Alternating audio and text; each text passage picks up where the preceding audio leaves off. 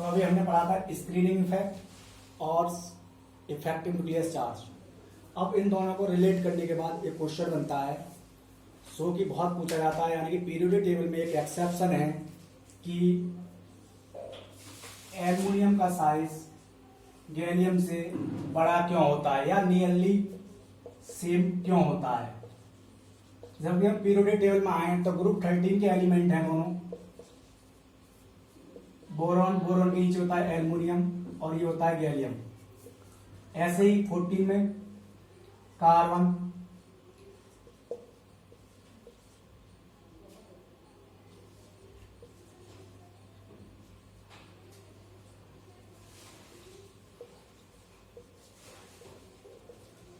ये होता है ग्रुप में इसका ऑर्डर, ये ग्रुप का एलिमेंट है।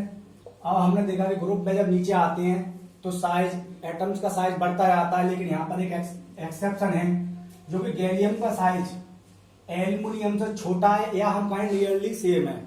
जबकि हमें अगर ग्रुप के हिसाब से देखना चाहिए तो गैलियम का साइज एल्युमिनियम से बड़ा होना चाहिए, लेकिन यहाँ पर ये एक्सेप्शन है। अब इस एक्सेप्शन को जानना है हमें कि ये एक्सेप्शन केमिस्ट्री में है क्यों, ये गैलियम का साइज एल्युमिनियम से छोटा क्यों है।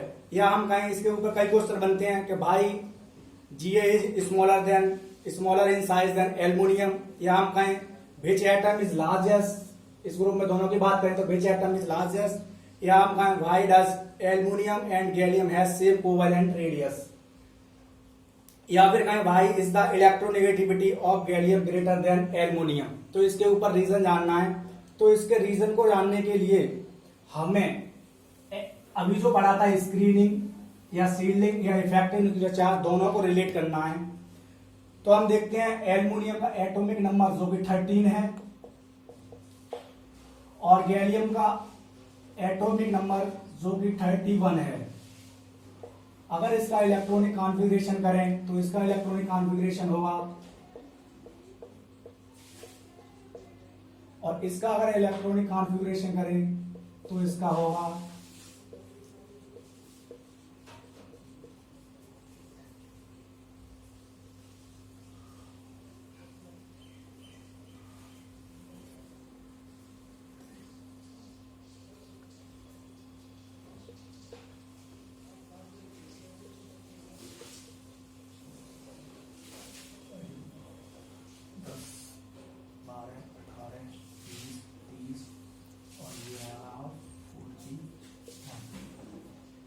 इन दोनों का इलेक्ट्रॉनिक कॉन्फ़िगरेशन देखा, ये है।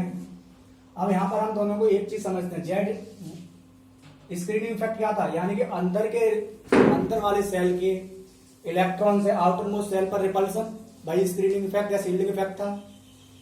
अब यहां पर हम देखेंगे जेड इफेक्टिव, यानी कि effective nucleus charge. Z effective net attraction कितना है, जो कि होता है जेड माइनस सिग्मा, यानी कि ये स्क्रीनिंग इफेक्ट है जिसे हम स्लेटर रूल से निकालते थे, अभी पिछले टॉपिक में पढ़ा है। तो इसे जानना है। अब इसे जानने के लिए हम देखते हैं कि यहां तक दोनों का इलेक्ट्रॉनिक कॉन्फ़िगरेशन सेम है, इसमें भी देखते हैं और इसमें भी देखते हैं, यहां तक सेम है। जबकि अगर हम इसकी बात करें तो इसमें देखो, इसमें 1 है, यहां पर 5 है, यानी कि 5, इसमें 5 इलेक्ट्रॉन पी में और ज्यादा है, 5 ज्यादा है, और 5 प्लस एस के कितने हैं, 2 एस के, और डी के 10, 5। तो इसमें हमने देखा तो 5 ये यहां पर ज्यादा और एक ये, यानी कि ये कितने हुए, यानी 6 इलेक्ट्रॉन तो पी सब सेल में है और 2 एस में है, जबकि 10 डी में है। अब हमने पीछे वाले टॉपिक में ये जाना था कि किसका स्क्रीनिंग इफेक्ट कौन सी सब सेल में ज्यादा होगा, कौन सी में कम होगा। तो उसका ऑर्डर था सबसे ज्यादा एस, फिर पी, फिर डी, फिर एफ, ये ऑर्डर था। यानी कि एस सब सेल में जो इलेक्ट्रॉन होंगे वो सबसे ज्यादा रिपल्सन करेंगे, उसके बाद पी सेल सब सेल के इलेक्ट्रॉन रिपल्सन देंगे, उसके बाद डी, और उसके बाद एफ। अब यहां से हम देखते हैं कि जो डी इलेक्ट्रॉन है, ये इलेक्ट्रॉन है पी में 6 है, 2s में है और डी में 10 है। तो यानी कि 10 में जो ज्यादातर इलेक्ट्रॉन आए, जो ग्रुप है, ग्रुप के गैलियम में जो ज्यादातर इलेक्ट्रॉन ने जो फिल हुए वो किसमें हुए थे, डी सब सेल में। डी सब सेल में फिल हुए।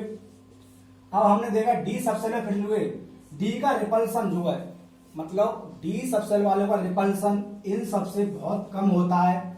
तो यानी कि ये वाले इलेक्ट्रॉन, डी सब सेल वाले इलेक्ट्रॉन इतना रिपल्सन नहीं दे पाएंगे, जिस वजह से इफेक्टिव न्यूक्लियर चार्ज यानी कि जेड इफेक्टिव ज्यादा हो जाएगा। और जिस हम रिपल्सन की बात कर रहे थे वो रिपल्सन उतना ही कम होगा, यानी कि पुअर स्क्रीनिंग होगी डी की वजह से। इसमें ही हुआ इन इलेक्ट्रॉन की वजह से, ये तो सब करेंगे, लेकिन ये डी में ज्यादातर इलेक्ट्रॉन किस में आए, 80 ज्यादा थे, उसमें से 10 तो डी में ही आ गए। और डी की क्या है, पुअर स्क्रीनिंग। डी की है पुअर स्क्रीनिंग, मतलब ये ज्यादा से ज्यादा रिपल्सन नहीं करेंगे आउटर मोस्ट सेल पर। इससे क्या है, इफेक्टिव न्यूक्लियर चार्ज जो कि कम नहीं होगा, इफेक्टिव न्यूक्लियर चार्ज, यानी कि इसका स्क्रीनिंग पुअर हो गया। ये क्या हुआ, पुअर स्क्रीनिंग।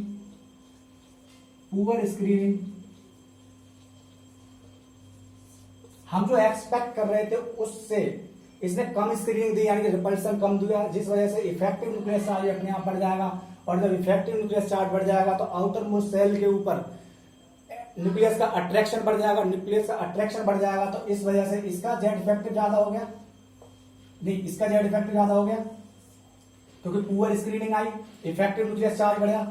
तो इसका एटम्स आउटर मोस्ट सेल को अट्रैक्ट करेगा न्यूक्लियस, तो इसका साइज छोटा हो जाएगा, यानी कि हमारा एटॉमिक रेडियस छोटी हो जाएगी।